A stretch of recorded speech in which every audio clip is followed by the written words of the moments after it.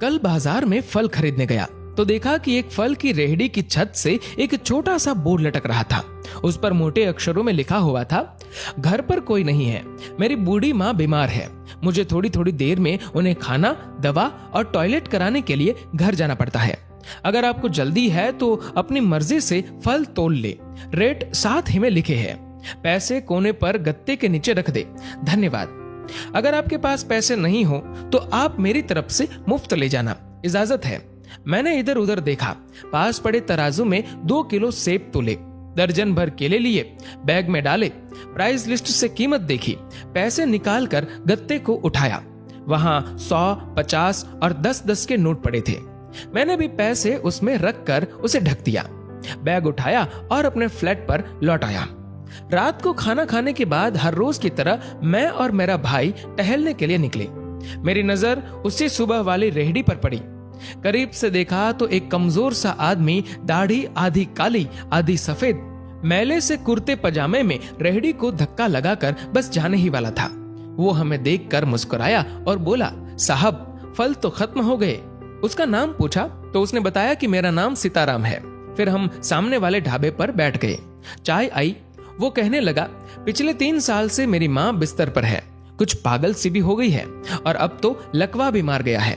मेरी कोई संतान नहीं है, बीवी मर गई है, सिर्फ मैं हूं और मेरी माँ। माँ की देखभाल करने वाला कोई नहीं है, इसलिए मुझे ही हर वक्त माँ का ख्याल रखना पड़ता है। एक दिन मैंने माँ के पाँव दबाते हुए बड़ी नरमी से कहा, माँ तेरी सेवा करने को तो बड़ा जी चाहता है, पर जेब खाली है और तू मुझे कमरे से बाहर निकलने नहीं देती। कहती है तू जाता है तो जी घबराने लगता है। तू ही बता मैं क्या करूं, न मेरे पास कोई जमा पूंजी है। ये सुनकर माँ ने हाँफते कांपते उठने की कोशिश की। मैंने तकिए की टेक लगवाई। उन्होंने जुर्रियों वाला चेहरा उठाया, अपने कमजोर हाथों को ऊपर उठाया, मन ही मन राम जी की स्तुति की। फिर बोली, तू रेहड़ी वहीं छोड़ाया कर, हमारी किस्मत में जो होगा हमें इसी कमरे में बैठकर मिलेगा। मैंने कहा, माँ क्या बात करती हो, मैं रेहड़ी वहां छोड़ाऊंगा तो कोई चोर उचक्का सब कुछ ले जाएगा। आजकल कौन किसका लिहाज करता है और बिना मालिक के कौन फल खरीदने आएगा। माँ कहने लगी, तू राम का नाम लेने के बाद रेहड़ी को फलों से भरकर छोड़कर आ जाया कर, ज्यादा बकबक मत कर, शाम को खाली रेहड़ी ले आया कर। अगर तेरा 1 भी रुपया गया तो मुझे बोलियो।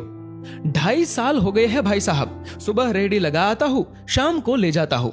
लोग पैसे रख जाते हैं, फल ले जाते हैं, एक धेला भी ऊपर नीचे नहीं होता, बल्कि कुछ तो ज्यादा भी रख जाते हैं। कभी कोई माँ के लिए फूल रख जाता है, कभी कोई और चीज। परसों एक बच्ची पुलाव बनाकर रख गई, साथ में एक पर्ची भी थी जिसमें लिखा था अम्मा के लिए। बीते हफ्ते एक डॉक्टर अपना कार्ड छोड़ गए, पीछे लिखा था माँ की तबीयत नाजुक हो तो मुझे कॉल कर लेना, मैं आ जाऊंगा। कोई खजूर रख जाता है तो कोई कुछ और खाने की चीज। रोजाना कुछ न कुछ मेरे हक के साथ मौजूद होता है। न माँ हिलने देती है, न मेरे राम कुछ कमी रहने देते हैं। माँ कहती है तेरे फल मेरा राम अपने फरिश्तों से बिकवा देता है। आखिर में इतना ही कहूंगा कि अपने माँ बाप की खिदमत करो और देखो दुनिया की कामयाबियां कैसे हमारे कदम चूमती है। दोस्तों, इस वीडियो को लेकर आपकी क्या राय है नीचे कमेंट करके जरूर बताएगा। और अगर आपको ये वीडियो अच्छा लगा हो तो इस वीडियो को लाइक करेगा, शेयर करेगा ज्यादा से ज्यादा लोगों तक। और ऐसे ही और भी इंस्पिरेशनल वीडियोस के लिए सब्सक्राइब करें हमारे यूट्यूब चैनल को और फेसबुक पर फॉलो करें हमारे पेज को। धन्यवाद।